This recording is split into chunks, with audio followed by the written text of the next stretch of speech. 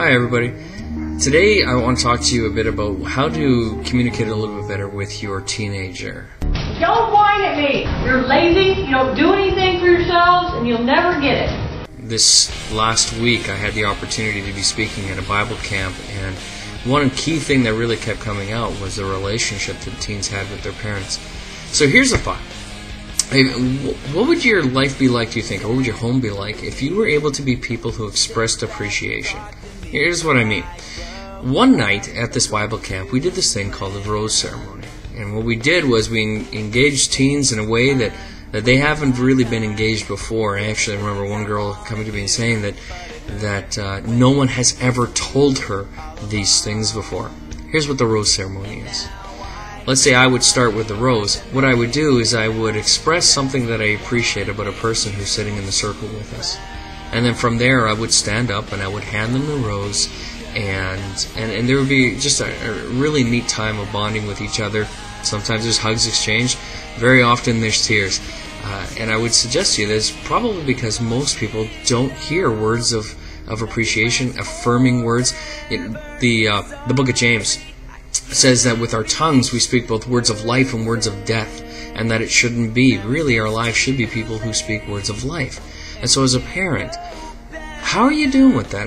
How is the speaking words of life into your teenager going? And I know it can be difficult, especially now over the summer, right? Teens are not wanting their curfews. They're wanting to be out with their friends all the time. And you get frustrated. You get frustrated with them not doing chores around the house or these other kinds of things. Completely understand that. I have 2 young ones myself. But that being said, I'll go back to my original question, which was, what do you think your home would be like if you began to express things of appreciation towards your teenager? Let's say that they wake up in this morning or tomorrow morning, and you watch them throughout the day. Can you highlight one thing that you noticed about them during the day where you said, you know what, that was wonderful. I really appreciate it about you. I don't know if I've ever told you this, but, and then you fill in the blank. I guarantee you that even though it may be a little bit awkward at first, if you're able to get into the practice of speaking words of life into each other, you'll find the doors of communication opening up where sometimes those doors have been closed, and you'll also find that you'll start to regain some of that relationship that you miss from when they were younger. So, from my heart to yours, I hope and pray that words of life be able to be spoken, and that you start to see some increased relationships in your home.